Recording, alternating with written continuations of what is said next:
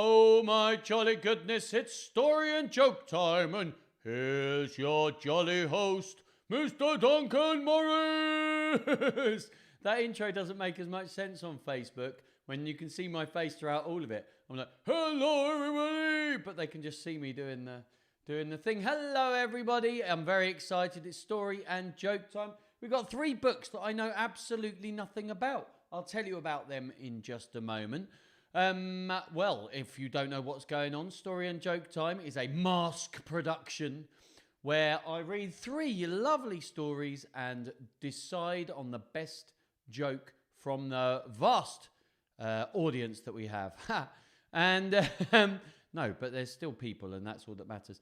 So I'm just going to get the comments. I need the comments from both videos, you see. Now, this room was nice and cool, but I've just shut all the doors and locked them in with towels. So now it's getting really hot again. And brilliantly, if you saw me earlier, you will know that I also like to have a cup of tea despite it being really hot. So I'm just going to sit here sweating. I'm already sweating. I wasn't sweating 2 seconds ago. I'm already sweating my way through this. There we go. That's how charming Story and Joke Time is. It's all about the beauty of my sweating face, I suppose. Why is it doing that with my face up? That's weird, isn't it? No jokes over on Facebook. But Helen has just said hello. Very nice to see you as well, Helen. So the books we've got today. Oh, goodness me, it's warm. The books we've got today are... Oh, crikey. Has it actually... Oh, has it been going over on YouTube? I didn't click on the page, so I didn't know if it was there. The books we've got today are Big Red Bath. Never heard of that before. By Julia Jarman and Adrian Reynolds. Adrian Reynolds does the pictures. I picked this one because look at it. It's got loads of cuddly toys. I mean, they're not actually cuddly toys, but they just made me think of all of my Story and Joke Time pals. So I chose them. Big Red Bath there by Julia Jarman. Pictures by Adrian Reynolds. No idea what that's about. I've also no idea what this one's about, but it does look good. The Mood Hoover. Have some of that. The Mood Hoover. Look, it's got a little cloud above the Hoover there. Now, here's ignoring the fact that Hoover is a trade name. It should be called the Mood Vacuum, but that wouldn't work with the assonance there, would it? Of ooh and ooh. The Mood Hoover. Oh, well, I like that. And then, now I've never read this one, but I can have a good guess. Master Money the Millionaire. Have a look at this. Now, pictures are by, it will say on the back, pictures are by Andre Amstutz, but the words are by the brilliant Alan Alberg, or Alberg, never known. I go Alberg, I'm an Alberg fan. Master Money the Millionaire. Now, when I was a kid, there was like a little cartoon series of the Happy Families? It was based on the card game, and there was all Mr. Bun the Baker, and I can't remember any of the others. But anyway, they were all there. And here's Master Money the Millionaire. So we're going to find out about that. Now, Helen has just said, Jessica has just said, on this special day. Yeah, it is a special day. And I tell you what, I didn't know it was a special day, did I, Tamsin? Because somebody kept that news to themselves. Which I don't know if I can forgive you, to be honest. Honestly. But happy birthday, Tamsin. I grabbed my guitar, but I think you get embarrassed. You had a happy birthday earlier, and that'll be fine. So we've got, if a mood hoover, says Tamsin, does what I think it does, then I need one. Do you think, is it going to suck up all the moods, get rid of the bad, or is it going to suck up the good moods as well? That's the thing. I don't think there is such a thing as bad moods.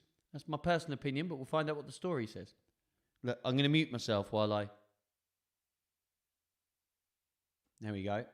Little mute of my thing so that you didn't have to hear me gulping. It was a secret, but everyone else has had a serenade. Everyone got a serenade, except you, Tamsin. It's my brother's birthday as well today, though. So I had to, in all the talk of birthdays, I suddenly thought, oh, yeah, it's my brother's birthday. So I wished him a happy birthday. And also, and you might know this, Tamsin, that means it's exactly 6 months till Christmas. We are now in the midway point. It's the 25th of June. 6 months' time, it'll be the 25th of December, and it'll be Christmas, which is my favourite time. So it was a secret. Jessica and Megan are listening. I know Jessica's listening because she said it, but they are so out somewhere hunting terrapins. How do you hunt terrapins? I've never seen a terrapin, except unless you count the teeny terrapins that used to get in McDonald's food years ago. We're the teeny terrapins on a magical island, dancing, splashing, having fun out in the tropical sea. There's 10 of us here to play, a friend for every day, or something like that. I don't know, something like that. Sorry, TLG. Oh, that's Tamsin. But it's only family here at the moment. Well, only family that we know. We know that there's people that watch that don't comment. We always finish here, and there's always a lot of people that have been watching that haven't commented. So, you know. Right, jokes. We're on jokes. So the point of today is I read these books and you send me your jokes. So if it's your first time, whatever you do right now, just go to your joke, go to the comments, whether you're watching on Facebook or YouTube, go to the comments and just type in a joke. By the way, my hair is so horrible, but my head is too hot. So I've got to keep it covered. So here we go. Joke number one. I don't know if this is from Jessica or from Megan. So it is. Joke number one. What is the cheesiest music note? A quaver. I like that one, largely because I like quavers. But I tell you what you shouldn't do. You shouldn't get a 12-pack of quavers and just decide to eat them all, because they end up cutting up the roof of your mouth and then it hurts for the next few days. True story. I heard that from a friend. I didn't do it. Yeah, I like having my little mute button. It's very helpful. There you go. The cat was already out the bag. Oh, yes, I knew. Yes, the cat was let out of the bag by Esme, Jessica, your daughter, no less. She let the cat out of the bag earlier on. Now, Megan, why did the dinosaur cross the road? Because chickens hadn't evolved yet. I like that joke. And also, although, you know, roads probably hadn't evolved, but we'll let that slide because I like that joke. And also, every time I go to, I keep going to River, largely because I'm trying to buy a house there. So I keep going to River, which is beautiful. And they've got lovely, they've got, what's it called? Kersney Abbey there. And it's beautiful there. Absolutely love it. But I keep seeing all the birds, like little moorhens and the herons and stuff. And all I think when I look at them is that they just look like dinosaurs. I don't really get it from chickens. I've never really looked at a chicken and thought it looks like a dinosaur. But you look at the birds with the long legs and the ones that sort of stand up really tall and the way they work, all I think the whole time is you just look like a dinosaur. Great joke though, Megan, like it. I burnt my Hawaiian pizza last night. I should have put the oven on aloha setting. Tamsin's in the lead for the grown-ups. What do cows like to eat? Smoothies. Esme's in the lead for the kids. I have to say, Esme, that is a spin on my first joke that I ever knew, which was, what does a cow eat for breakfast? Muesli. Anyway, Tamsin wants some quavers, and I'm not surprised. As soon as you say the word quavers, you start wanting quavers. Excuse me.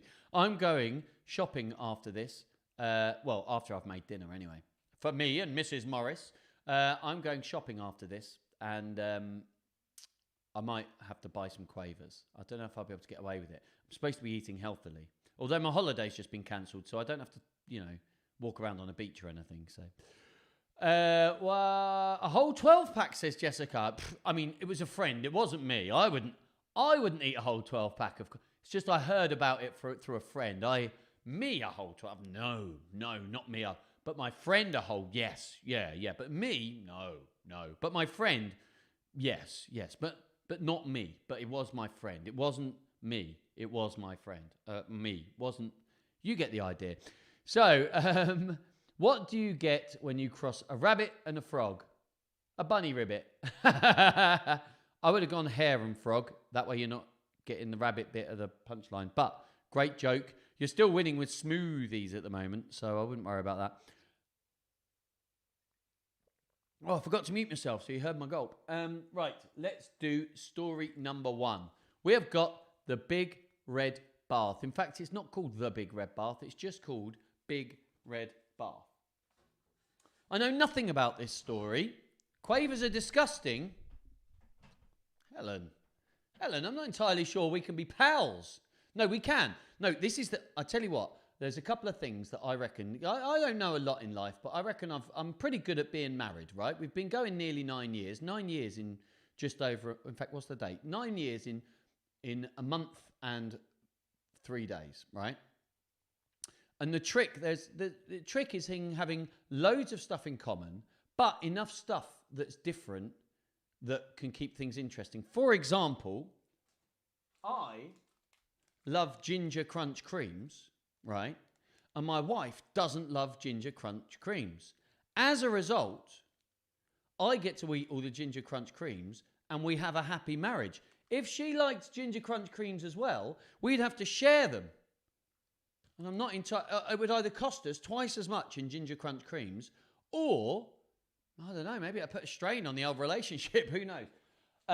No, it's in just those few little differences. Things like eating stuff. The Haribo that we have, I like Haribo that Mrs. Morris doesn't really care for, and the ones she loves are the ones I don't really care for. Honestly, it's the secret to eternal happiness in marriage is, well, liking slightly different foods.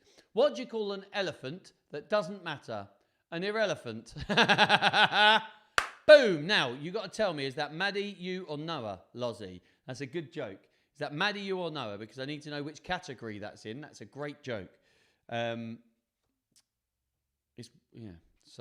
hi, oh, yes, I agree. Hello, Lozzie, Maddie, and Noah.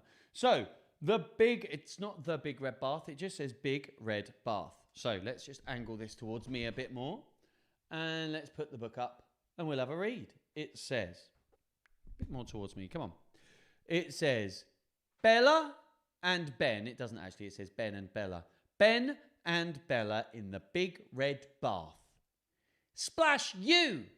Splash you! Splish, splosh, splash. Bubbles in the bath, water on the floor. All this water on the floor. Flauter, if you will. But who's this scratching at the door? Hi there, kids. Can I come in for a swim? Of course you can, dog. Just dive in. Dog dives in. Front feet first. Bubbles rise. Bubbles burst. Look at that big splosh. Dog, Ben, and Bella in the big red bath. Splash you. Splash you. Splish, splosh, splash. Bubbles in the water. Water on the floor. But who's this roaring at the door? Hi there, kids. Can I have a wash? Leap in, lion. Splish and splosh. Lion leaps in and starts to scrub. Bubbles rise. Rub-a-dub-dub. Lion and dog, Ben and Bella in the bath. Splash you, splish, splosh, splash. Bubbles froth, the waters rise. Flip, flop, flap. What's that? Ben cries. Hello, kids. Can I come for a paddle? Course you can, duck. Dibble and dabble. Duck dibble dabbles at a quacking pace. Bubbles fly all over the place. Look at all this. They're having a riot over there. I need a toy duck and I need a toy dog. Duck, lion and dog, Ben and Bella in the bath. Splash you, splish, splosh, splash. Do you know what? That would rhyme if I read it in a northern accent. In the bath. Splash you, splash me, splish, splosh, splash. Anyway, water overflows, bubbles mount. The bath is starting to bob about. And then...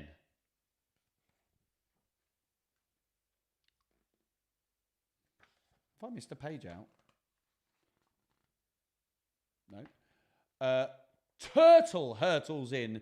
Can I have a dip? Pursued by penguin. I want to flip. Giraffe races in. Make room for me. I'm being followed. Who can it be? It's hippopotamus. He slips on the floor. He slides under the bath, which goes through the door and down the stairs so very fast. Kangaroo wants a ride, but the bath shoots past. But Kanga's determined. She takes a bound, so the big red bath suddenly leaves the ground. Crikey. It flies twice round the world over mountain and plain, till a flock of flamingos tows it home again. Bubbles in the bath, water on the floor. Who is this coming in the door? It's Mum. Rubber dubber giggle, rubber dubber laugh. Let's tell Mum about the big red bath. And look, there they are, and there's the penguin on the floor, and the hippopotamus, and the duck, and the dog was just some slippers. We got the lion is a toothbrush holder, and the turtle, or maybe it's a terrapin, is a soap dispenser. The flamingos are all on the tiles. Look, who have I missed? Oh, kangaroo over here on the towel, and the giraffe up here on the bottle of bubble bath, I think. Who am I missing? Have I missed anyone? I think that's all, everyone. There they all are. So they were just using their imaginations. Loved it. What a lovely story. I love stories that are about using your imagination, because I've got a very vivid imagination. I think about the craziest things. But I like to. And I think we should all try and let ourselves think about crazy things sometimes. It's good fun. What a good story. Thank you very much to Julia Jarman and Adrian Reynolds for their brilliant book. Let's get rid of that. Doink! It's gone. Now, there's a million jokes. Your jokes are flying in. So let me just go back. Tamsin says, my dog would never have happily dived into the bath, ever. I know what you mean. When I had a dog, it was very difficult to get my best mate was Sam, but he wouldn't get in the bath. He just wouldn't get in the bath. So much so that by the time we got Lucy, we genuinely just didn't bother. My word. I'm so sorry about my glowing face. I keep looking up and just seeing shiny bits on the screen and thinking, oh, what's that? And I'm like, no, it's just my face. I called the tinnitus hotline, but it just kept ringing. That's a good joke, and that's in the lead for the grown-ups, provided... You got to tell me, by the way, if you're there and it's you and you got to tell me whether it's your joke or a child's joke, okay? Otherwise, I just won't know. Great stuff, Lo. I called the tinnitus hotline, but it just kept ringing. Love it. The doctor gave me some anti-gloating cream. I can't wait to rub it in. Lozzie, I ordered a chicken and an egg online. I'll let you know. I like that one. Egg. Anyway, how good. What's a frog's favourite flower? A crocus. It's a simple one. It's a classic one, but you got to love it. Alex says, I'm shining like a star. Alex, you're not helping. There's probably something I can do. I could probably take the contrast down a bit. Look, let's see what happens if I take the contrast down a bit and get rid of the shininess on my face. Let's see what happens. Drag that up there. Contrast. It's currently at 128. Let's see what happens if we... There we go. Now I'm not glowing. Oh, now all you can see is my glowing. What if we do that? All blends in up there, doesn't it? We could do that. Let's just put it back to normal. 128. Go on, go back. Oh, gone too far. There we go. So I could have just cancelled, couldn't I? There you go. Yeah, shining like a star. Thank you, Alex, for that. It's very helpful. You're putting Megan's name before it if it's hers. Right, okay. That is the system. Now I know we are flying. Lozzie, I'd like you to do the same, okay? And I'm going to presume the other ones are yours. In which case, I need to go back and do a bit of judging, don't I? Esme is definitely, as far as I can tell, Esme and Megan might be the only children to have done one so far. Where was Megan's? Which one was Megan's? Megan. Chickens hadn't evolved yet, but Esme is in the lead with what do cows like to eat? Smoothies. And then we go a bit further down.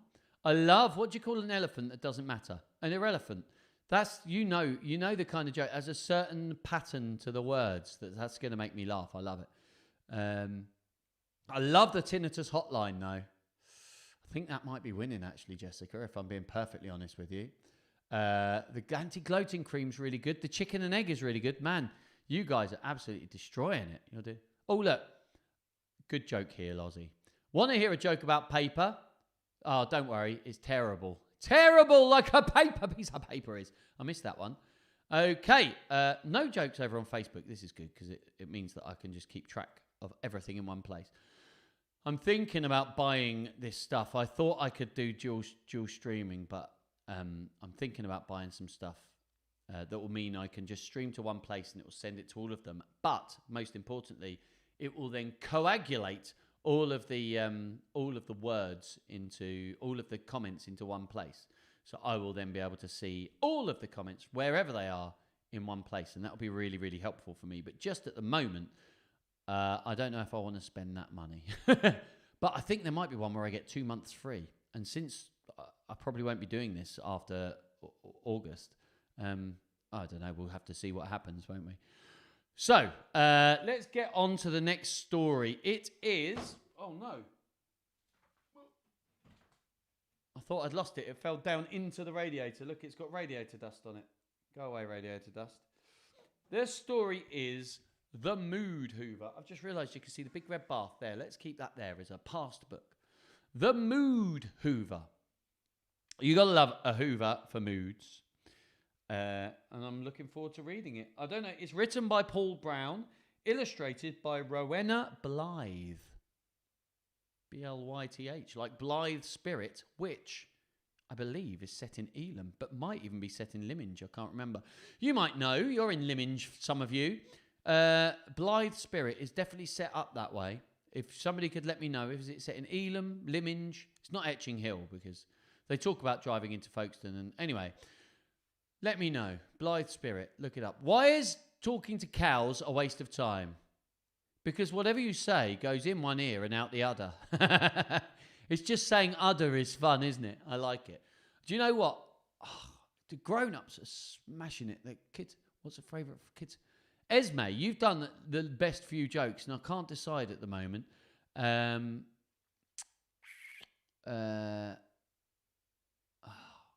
definitely too many good jokes.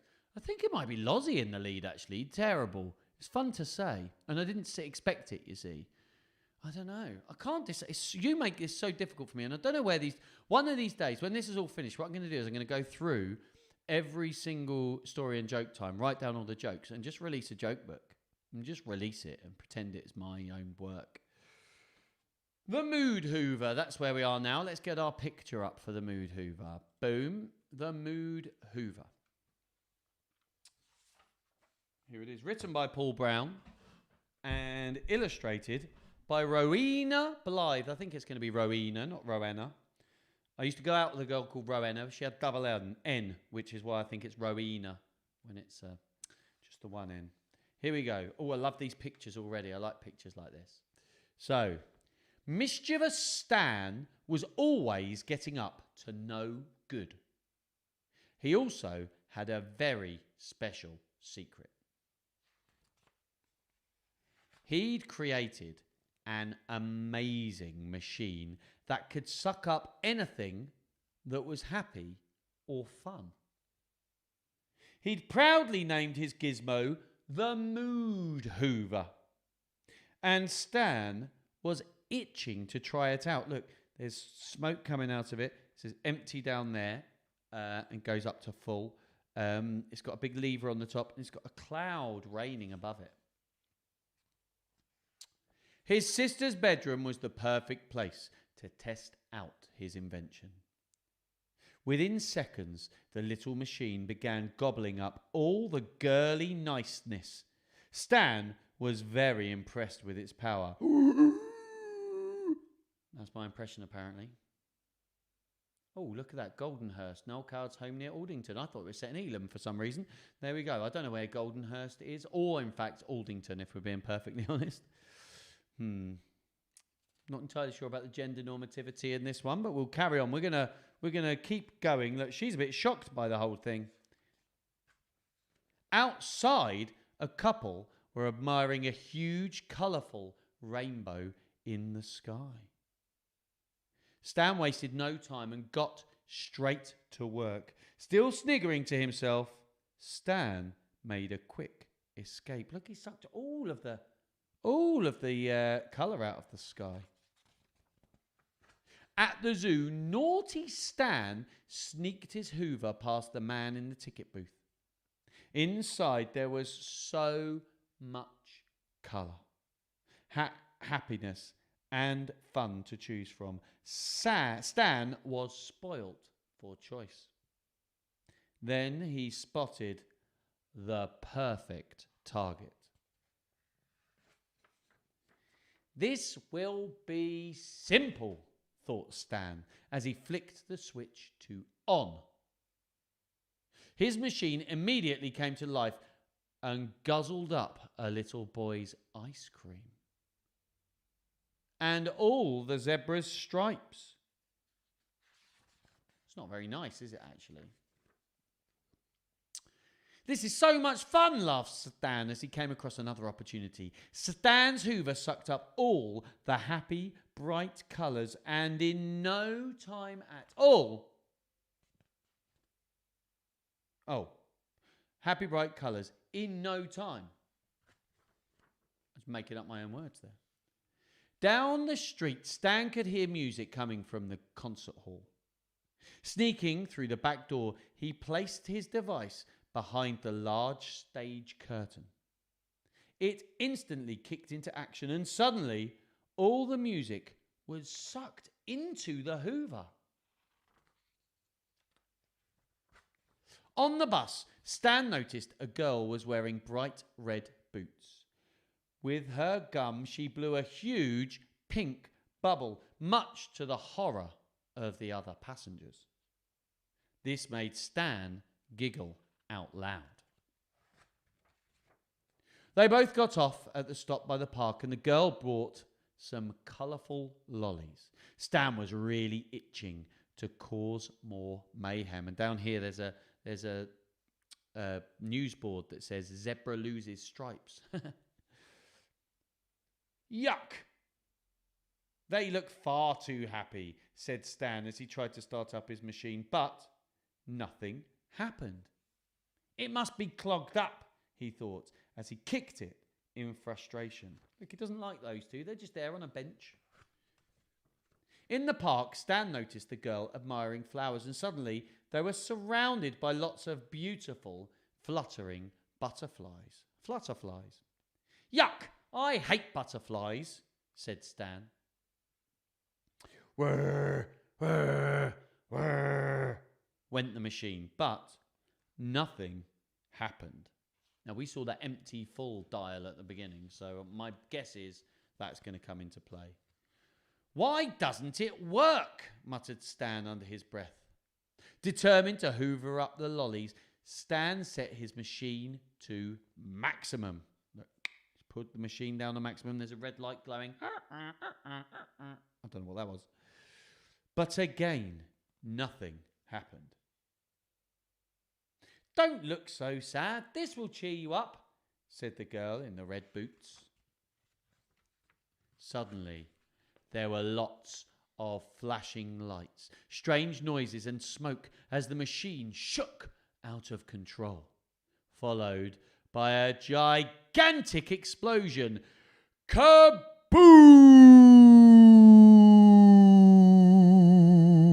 I don't know if that did anything. Oh, I did the wrong thing. I was trying to make it go all weird. Kaboom! I don't know if that worked. Did that work? I hope it worked. I've just realised I've had some reverb on this, and I shouldn't have really. It would have been much easier listening to me probably without the reverb. Anyway, hopefully it's off now. Kaboom, it's gone.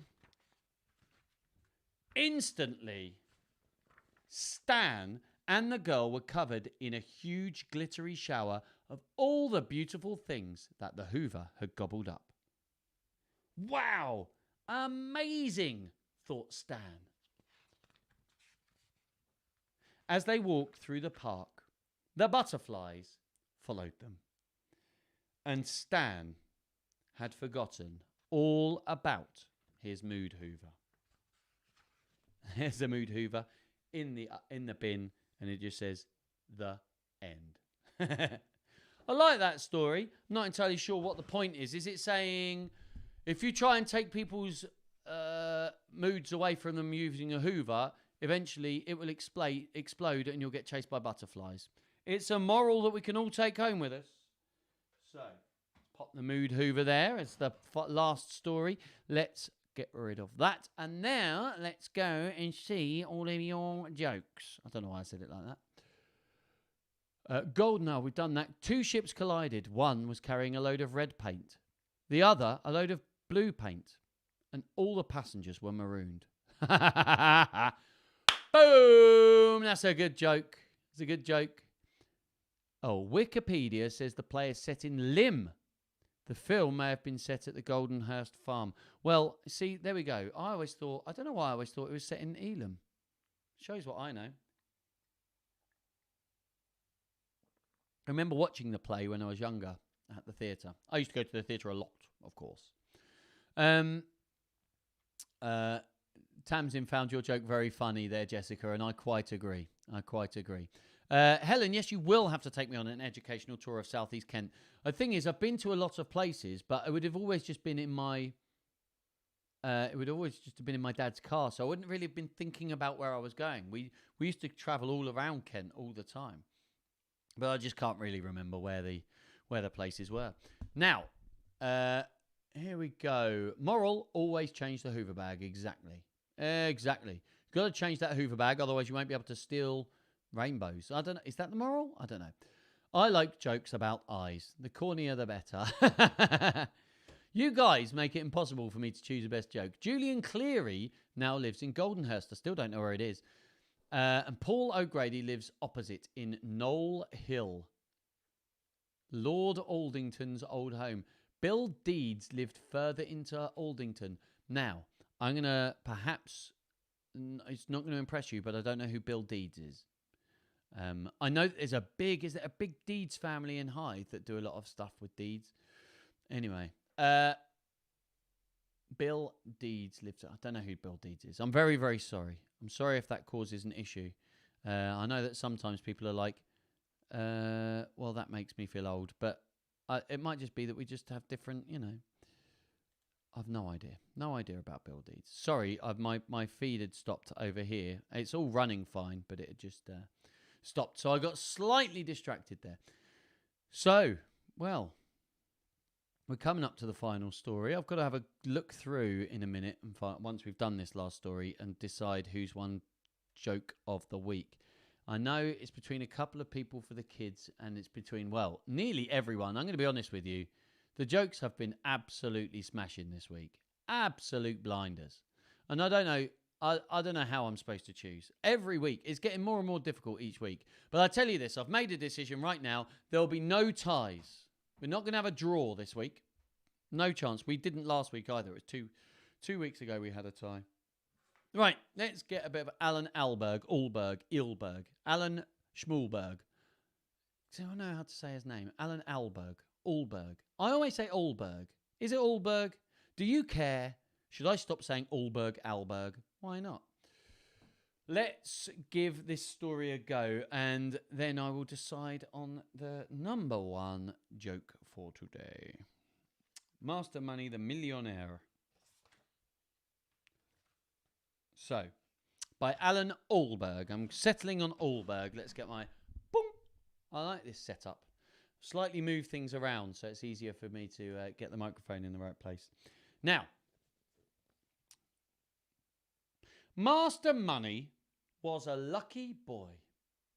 When he was 4, he had a bucket and spade for his birthday. He dug a hole in the garden and he found a box of buried treasure. So then he had lots of money. It's all right, isn't it? Did he declare? Is that? Oh, it's just in his gardens, so they get to keep all the money. He should probably have to split it 50-50 with the landowner. Better find out who that is. Probably mum or dad, or maybe they're renting. Who knows? Anyway, I don't want to talk about those kinds of things. Nobody cares about the laws of treasure hunting. Anyway, when he was 5, he went to school. He dug a hole in the sand pit and found a bigger box of treasure. So then he had lots and lots of money. Now, that one he definitely should be splitting with the school, but I don't think he does. When he was 6, hold on, he's 4 in the box of money. 6, he goes at 5, school. 6, he went on his holidays, he dug a hole on the beach and found an even bigger box of buried treasure. So then he had so much money that he was a millionaire. Doesn't get you that far these days. I mean, don't get me wrong, I'd still gladly accept £1 million. In fact, if anyone's got £1 million, please send it my way. I'm trying to buy a house. And just, I'll tell you what, I will take just, 250,000. Okay, if you want to settle, just give me £250,000 and we'll call it quits. Okay, because it's only $250,000. Like Master Money's a millionaire, so it's only $250,000 of what this little boy's got. Okay, you guys club together. Let me know what you got. Right, so Master Money liked being a millionaire. He liked spending the money. He liked giving it away. He gave pocket money to his sister, which I bet she liked the money, but hated the gesture. I bet she was like lording your money over me, patronising me. Anyway, thank you very much, said his sister. He gave pocket money to his mum and dad, who were sick as parrots, thinking I should have had half that money, the first lot. Thank you very much, said mum and dad. Look, they're actually literally saying it.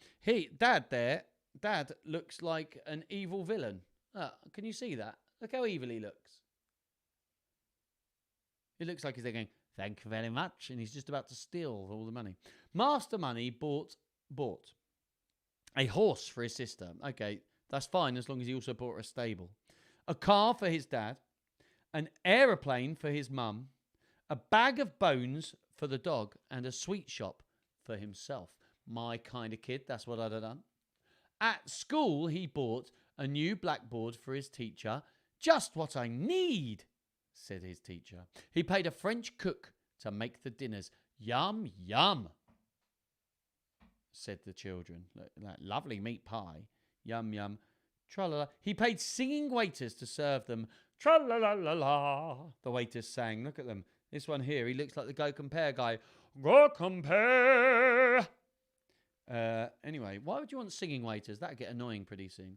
By now, Master Money was a famous boy. He had his picture in the newspaper. The headline said, richest boy in the world. Then, suddenly, when Master Money was 6.5, the trouble began. Late one night, Mr. Creep the Crook crept into the house, crept up the stairs, put Master Money in a sack, and crept off with him. Took a dark turn. 25p, Helen. Hey, enough 25p's and we'll be fine. 25p a day. That'd be fine. I wonder how much that'd be. So I've got 1,260 odd followers on Facebook. So somebody work out, if they all gave me 25p a day, that's all I'm asking, 25p a day from 1,000 people.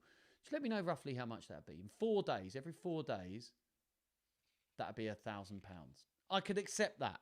I'll accept your 25p a day, Helen. Thank you. So he's been crept off with from Mr. Creep the Crook. That's not very nice. Tamsin says she's got 60 drachmas right there and it's mine if I want it. I do want it. Please send it my way. Although, don't you use the euro? Are you having me on? Are you winding me up? So, Mr. Creep took Master Money to a secret den. In the secret den, Mrs. Creep made a secret pot of tea and some secret sandwiches. Mrs. Creep tied Master Money to a secret chair. Oh, Miss Creep. This is horrible, this, by the way. Master Creep played a secret game with him. of I Spy. He's there going, I spy with my little eye. The next day, Master Money had his picture in the newspaper again. The headline said, Kidnapped! Have you seen this boy? The police looked everywhere for Master Money. His family looked everywhere too. So did his teacher, and so did the children at school. Oh, you use euros now, but you still have 60 drachmas. I'll take them. They must be worth something. Then 2 days later, Mr. and Mrs. Money got a letter. The letter was from Mr. Creep. It said, I will swap you, Master Money, for £1 million. What do you say? Mr. Creep. P.S. Leave the £1 million in the secret place marked on this map. It says Dark Street, and there's a picture of a bin, and says where to leave it. Okay. But you're an OAP. Okay, you can have an OAP discount. That's 20% off. So, Helen, you only have to give me 20p a day. It's a deal. Okay, I'm glad we came to this agreement. So I look forward to, we'll set up PayPal. Okay, just PayPal me, set up a recurring payment, 20p a day. Thank you. I do appreciate it. It's very kind of you. Imagine. The Money family got the £1 million as fast as they could. It took every pound that Master Money had. Also, they had to sell the aeroplane, the car, and all the other things. It will be worth it, said Mrs. Money. He is a good little lad. Then Mr. Money left the £1 million in the secret place. Mr. Creep crept out, crept up, and crept off with it. Mrs. Creep and the children counted it. It's all here, Dad, the Creep children said, and Master Money was set free. I thought that said set on fire when I first saw it, but it says set free. Look at them, they're all happy. It's all here, all the money. The next day, Master Money had his picture in the newspaper again. The headline said, Kidnapped boy comes home. Oh, hello, Trevor. Let's see if we can get a last-minute joke in, Trevor. That's not bad, Tamsin. I'll take £314.75 per day if all my followers gave me 25p per day. And then what's that times 365? Just so I can get an idea of what I'm going to have to put on my tax return. Master Money was happy to be home. He was not a millionaire now, so his dad got a job and gave him pocket money. Thank you very much, Master Money said. 3 weeks later, Mr. Creep and his family were caught, but Master Money did not get his £1 million back. We have not got it, the Creep family said, and that was the truth. They had spent it all. After that, nothing happened for a while. Then, when Master Money was 7, he had a birthday party. His friends from school came to the party, and so did his teacher. Look there. Here I am. Shh. Master Money's presents were a football shirt, a pair of socks, football socks that is, a pair of football boots, a train set, 2 bags of sweets, and a bucket and spade. Soon, Master Money began digging a hole in the garden again. Everyone gathered around. Perhaps something interesting is going to happen, they thought. After all, Master Money was a lucky boy. I like that cliffhanger. Look, there's loads of these books. I've got one more of them out in my workshop. So Helen has asked her. So here we go. We've worked out how much. By the way, great story. I enjoyed that. They do kind of get away with it a little bit, don't they, the Creep family? But that's fine. They were desperate, and Master Money had the most important thing, didn't he? Which is a lovely family and friends. So pop that over there, and we have got yes, £114,883.75. I tell you what, take 20% off that. Just presume they're all pensioners, and then that's my baseline, and anything that's non-pensionary can just be bumped up. So, right, we have agreed, and thank you very much, that between all of my followers, and it's you guys that have agreed this, not me, you're just going to throw 25p a day, 20p for pensioners. Just chuck that in my bank account, and I will be earning around, that's about, it's going to be about £92,000 a year, which I'll scrape by on. I'll get just about scrape by on 93,000 a year, plus all my other work. Can you imagine? Goodness me, can't imagine earning that much. There are loads. There might even be people watching who already earn that much. I don't know. If there are, please give me your money. No, not really. I don't mind. I don't need money.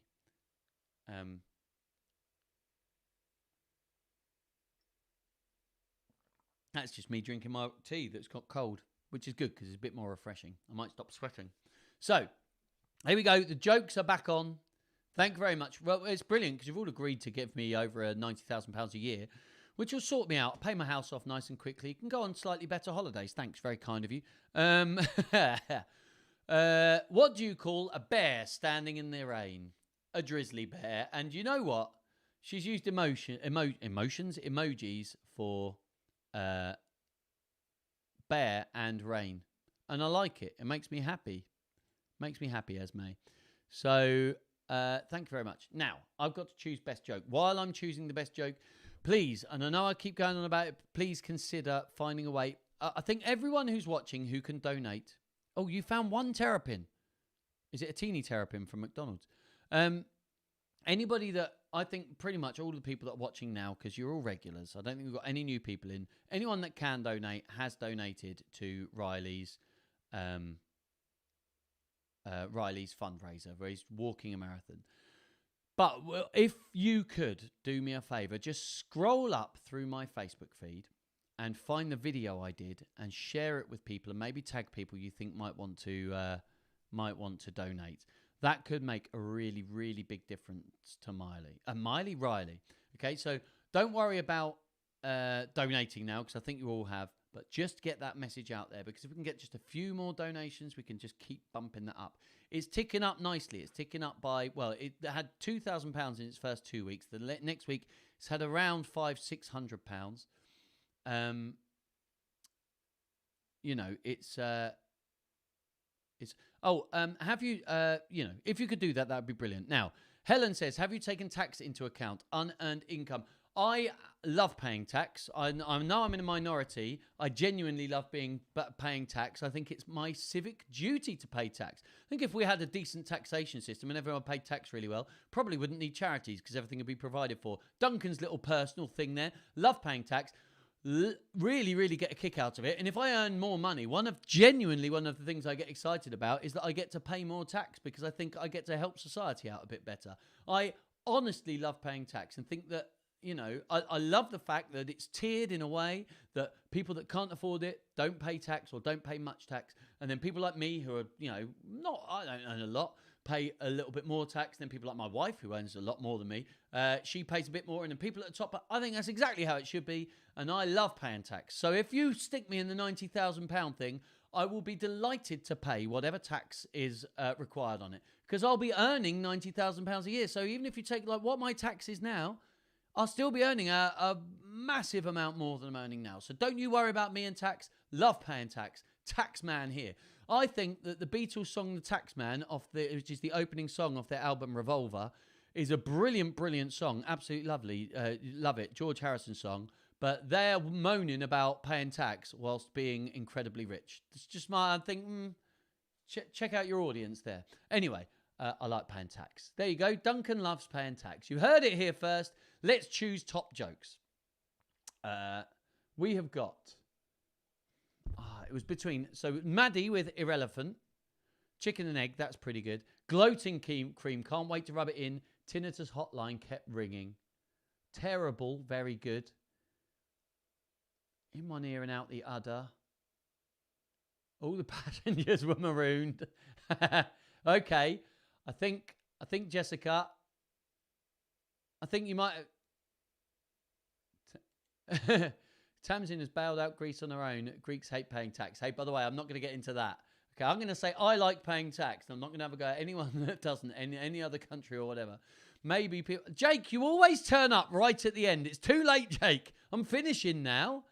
Jake, it starts at 4:30. Jake, hello, though. Really nice to see you. Hi, Jake. Esme, I think your Y joke is missing. I haven't seen a Y joke from Esme. Yeah, she's put a little asterisk and put why, but there's nothing above it. So, I don't know. So, Esme, I think Esme's going to win with what do you call a bear standing in the rain? A drizzly bear. Because it just makes me happy. It makes me smile. I love it. It's a great, great joke. Okay, so Esme, you've won. So even if your why joke is missing and I've missed that, you can maybe hold on to that for next week. Don't you worry about it because you've already won. Now for the grown-ups. I think it's got to be Jessica because on reading them a second time, Marooned really made me laugh. Tamsin snuck an extra joke in. Oh, is it an extra joke that I haven't seen? Oh, she did. Remember to say mucho to your Spanish friends. It means a lot to them. I like that one. Why did the rooster go to the doctor, Helen? Come on, last minute. Why did the rooster go to the doctor? Wasn't chicken. I'm just going to try and guess the punchline. Right. It's very good. That's very good. It means a lot to them. But I'm sticking with it. Jessica, you win. Esme, you win. Esme, you're the overall winner, but the grown-ups, who need their own, because they're not as good, are they, the grown-ups? They have their own little category, and... oh, look, Trevor is late because he fell asleep in the chair after Alex is singing along. Alex burned him out. There we go. Why did it... Come on, I can't go until you tell me why the rooster went to the doctor, Helen. So I will go in a minute, but you've got to tell me why the rooster went to the doctor. I'm on tenterhooks here. My hooks are all covered in tenter. I don't know what tenterhooks means. I presume it's like you hang... Why would you be on some... Yes. Well done, Esme and Jessica. I quite agree. But I'm still waiting for this punchline from Helen. It's not here.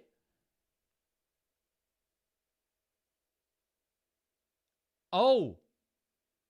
It was, why did the rooster go to the doctor? I still haven't got a punchline, though. And that's what Esme's joke. Why did the rooster go to the doctor?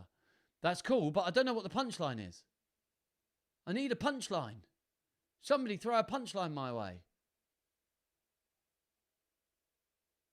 Esme's joke is, why did the... But I need a...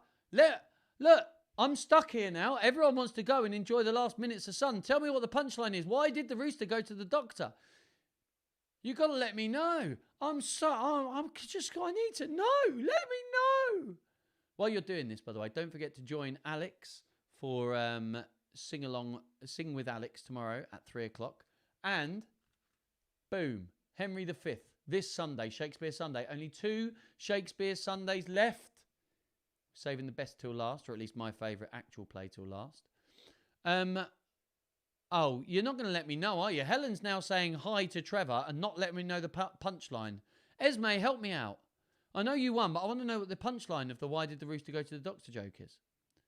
I'll tell you what, I'm going to close down this feed and I bet it will come up afterwards. Right, everyone, we've had an extra little bit of time now. We're waiting for a punchline, but we don't mind. Thank you so much for joining me for Story and Joke Time. On YouTube, here's the final screen. Click. There we go. Don't forget. Friday, 3 p.m, Sing with Alex at youtube.com/The Real Power of Music. Sunday, 4:30 p.m, Shakespeare Sunday, Henry V, youtube.com, Duncan the Singer. Goodbye to everybody on Facebook. Bye. And goodbye to everybody on YouTube. Bye-bye.